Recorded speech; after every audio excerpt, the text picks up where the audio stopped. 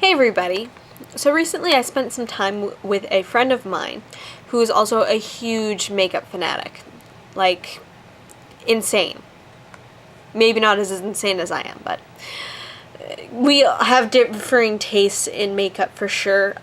She definitely prefers more neutral colors, more nudes, more browns and stuff, and I obviously do not mind color in the slightest bit. But one of the other big differences between her and I is the fact that she is tries to be 100% cruelty-free with her makeup. Now, I would love to be 100% cruelty-free, and I probably have a good 70% perhaps of my makeup technically is cruelty-free because it's from Coastal Scents or other brands that are cruelty-free. But there is other makeup in there that is not.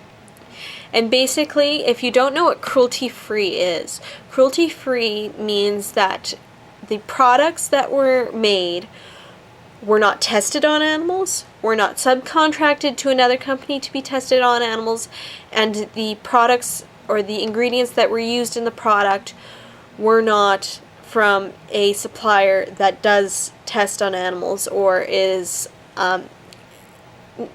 does anything negative towards any animals involved. So there are certain things and brands that do not fit that criteria.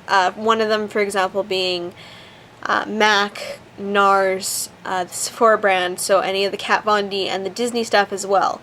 They do not, they're not considered by PETA to be cruelty-free.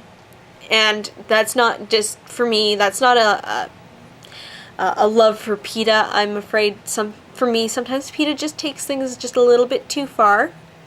One of the things was in years past there was a Blockbuster commercial that involved CGI, just so you're aware, computer generated images of a guinea pig and I believe it was a rabbit. And the commercial that got these commercials kicked off air happened to be, they were talking about online shopping. And they had a CGI mouse, obviously.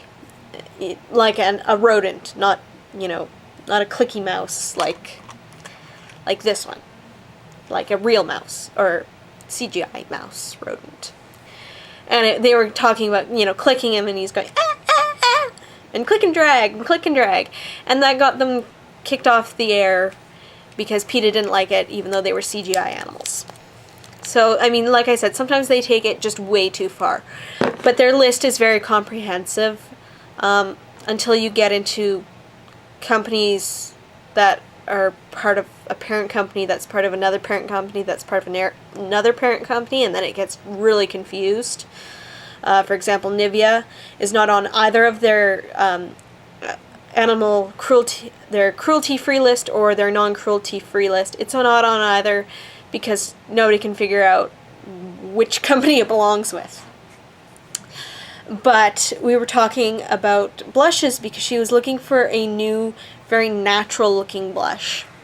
And I had a few recommendations for her. Obviously, I left out the blushes that I knew were cruelty-free from our previous discussion. So some of the ones that we found that were cruelty-free and that I did recommend to her were Tarte, Coastal Scents. Both of those I recommended to her. She ended up picking up a Tarte cream blush, by the way, just so you're aware, and Smashbox, which is one that I do have for sure. So I have two of them. I have one in Radiance, which is sort of a hot Barbie pink, and the other one is in Flush, which is a really nice natural sort of nude pink. It does have a little bit of shimmer to it, and both of these, they're very buildable. They're super pigmented anyways, and I'm just swatching these as I go. They're super pigmented anyways, but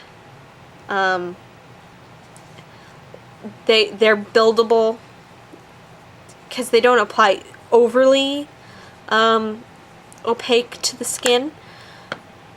So there's Radiance and there's Flush. And they look really nice, really natural.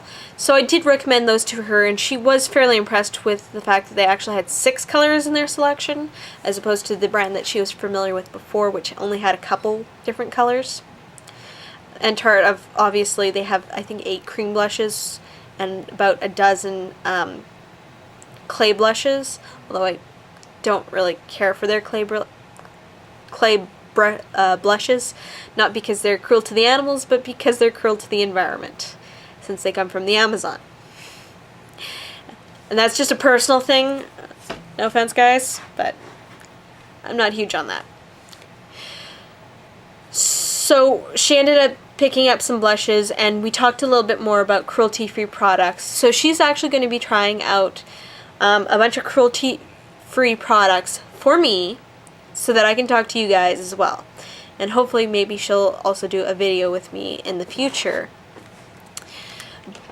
But if you're interested in cruelty-free brands, some of the ones that we went over were that are cruelty-free are Coastal Scents, Smashbox, Buxom, Too Faced, Urban Decay. Note here, Urban Decay is owned by L'Oreal. So a lot of people, when they first got bought out by L'Oreal, wanted to boycott Urban Decay.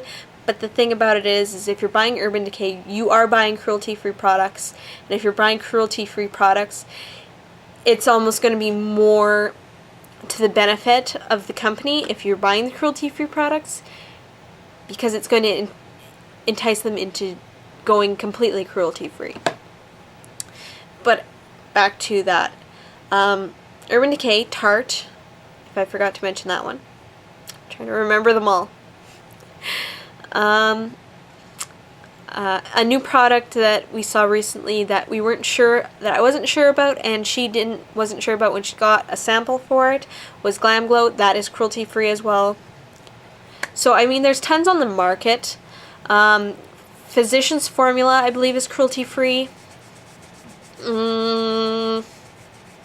Most of the major brands are not necessarily cruelty-free, but you really have to check. So the best list I find is on PETA if you are interested in going cruelty-free. So, like I said, Smashbox blushes are awesome, regardless of if you're going cruelty-free or not. And I highly endorse them.